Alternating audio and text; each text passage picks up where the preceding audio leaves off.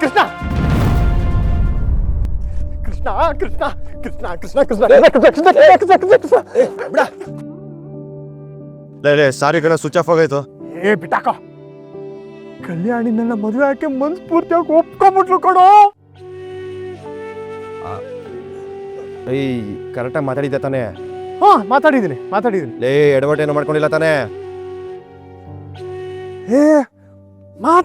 ಮಾತಾಡಿದ್ದೀನಿ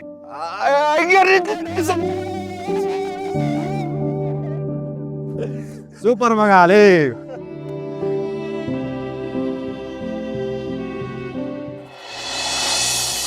ಅಣ್ಣ, ಈ ಮನೇಲಿ ನೀನೊಬ್ಬ ಇಲ್ಲ ಅನ್ಕೊಂಡಿದ್ದೆ. ಇಲ್ಲ, ಇಲ್ಲಿರೋರು ಯಾರಿಗೂ ಮನಸ್ಸಾಕ್ಷಿ ಅನ್ನೋದೇ ಇಲ್ಲ, ಸತ್ತೋಗಿದೆ. ಎಲ್ರು ಕಲ್ಲಾಗಿ ಹೋಗಿದ್ದಾರೆ. ಭವ್ಯ, ಏನ್ ಮಾತಾಡ್ತಿದ್ಯಾ ಅಂತ ನಿನಗೆ ಗೊತ್ತಾಗ್ತಿದ್ಯಾ? ನಾನು ಏನ್ ಮಾತಾಡ್ತಾ ಇದ್ದೀನಿ ಅಂತ ನಂಗೆ ಚೆನ್ನಾಗಿ ಗೊತ್ತು. ನೀವೇನ್ ಮಾಡ್ತಿದ್ರಿ ಅಂತ ನಿಮ್ಗೆ ಗೊತ್ತಿದ್ಯಾ?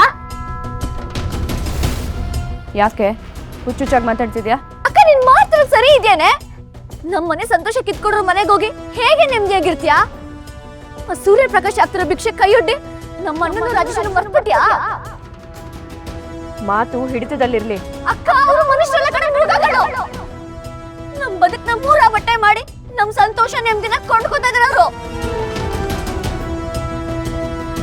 ಅಕ್ಕ, ಒಂದು ನೆನ್ಪಿಟ್ಕೊಳಕ್ಕ, ಇವತ್ತು ನಿಂಗೆ ತಾಳಿ ಕಟ್ತಾನೆ, ನಾಳೆ ಅದೇ ಕೈಯಲ್ಲಿ ನಿಂಗೆ ಕುತ್ತಿಗೆ ಸಿಗ್ತಾನೆ ಕಣೆ. ಭವ್ಯ, ನಾನು ನಿನ್ಗೇನೇ ಹೇಳಿದ್ದೆ? ಅಕ್ಕ ಇಷ್ಟು ದೊಡ್ಡ ನಿರ್ಧಾರ ತಗೊಂಡಿದ್ದಾಳೆ ಅಂದ್ರೆ ಅದೆಲ್ಲ ನಮ್ಮ ಜೀವನಕ್ಕೋಸ್ಕರ. ಇಷ್ಟು ಸಿಟ್ಟು ಸಂಸಾರನ ಸರ್ವನಾಶ ಮಾಡ್ಬಿಡುತ್ತೆ. ನಿನ್ಗೆ ಇದೆಲ್ಲ ಅರ್ಥ ಆಗಲ್ಲ, ದಯವಿಟ್ಟು ಸುಮ್ಮನೆ ಇದ್ಬಿಡು. ಅಣ್ಣನ ಆಸೆ ಹೆಸರು ಮದ್ವೆ ಮಾಡ್ತಾ ಇದ್ದೀರಾ? ಇದು ಅಣ್ಣನ ಆಸೆ ಅಲ್ಲ, ನಿಮ್ಮ ಅಸಹಾಯಕತೆ.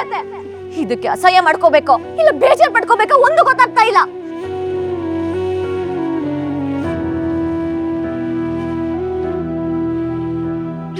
ಕಲ್ಯಾಣಿ, ಅವಳ ಮಾತನ್ನ ನಿನ್ನ ಮನಸ್ಸಿಗೆ ತಗೋಬೇಡಮ್ಮ. ಅವಳೇನು ಚಿಕ್ಕವಳು. ನಮ್ಮನೆಗೆ ಒಂದು ಆಶ್ರಯ ಇರಲಿ ಅಂತ ಆ ಮನೆಯವರು ಈ ನಿರ್ಧಾರಕ್ಕೆ ಬಂದಿದ್ದಾರೆ. ನೀನು ಈ ಮದುವೆಗೆ ಒಪ್ಪಿದೀಯ.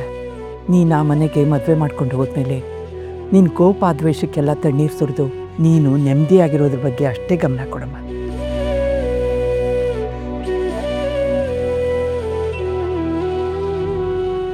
ಅಕ್ಕ, ಭವ್ಯನ್ಗೆ ಏನೂ ಗೊತ್ತಾಗಲ್ಲ ಕಣೆ. ಅವಳಿಗೆ ಇವಾಗ ಕೋಪ ಅಷ್ಟೇ ಕಾಣಿಸ್ತದೆ. ಭವಿಷ್ಯದ ಬಗ್ಗೆ ಏನು ಯೋಚನೆ ಮಾಡದೆ ಮಾತಾಡ್ತಿದ್ದಾಳೆ. ಆ ಮನೆಗೆ ಹೋದ್ಮೇಲೆ ಇನ್ನು ಮನಸ್ಥಿತಿ ಹೇಗಿರುತ್ತೆ ಅಂತ ನನಗೆ ಗೊತ್ತು. ನಮ್ಮನೆ ಥರನೇ ಅವ್ರ ಮನೆ ನೆಮ್ಮದಿನೂ ಹಾಳಾಗಿದೆ. ಅದಕ್ಕೆ ಇನ್ನೊಂದ್ಸಲ ಕೇಳ್ತಿದ್ದೀನಿ, ಈ ಮದುವೆಗೆ ನೀನು ಮನ್ಸಾರೆ ಒಪ್ಪಿದ್ಯಾ ತಾನೆ? ನಿರ್ಧಾರ ಮಾಡಾಗಿದೆ. ಸರಿ, ಇಲ್ಲಿ ಎದ್ದಿರೋ ಸುನಾಮಿನೇ ನೀನು ಎದುರಿಸಿದ್ಯಾ. ಇನ್ನು ಆ ಮನೇಲಿ ಎಂಥ ಪರಿಸ್ಥಿತಿ ಬಂದರೂ ಎದುರಿಸೋ ಶಕ್ತಿ ನಿನಗಿದೆ.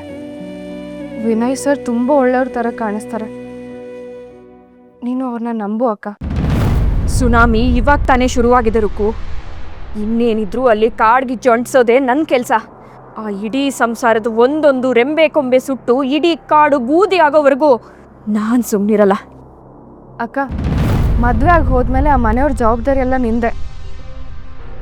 ಆ ಮನೆಯವ್ರು ಇನ್ಮೇಲೆ ನಿನ್ನ ಮನೆಯವರು.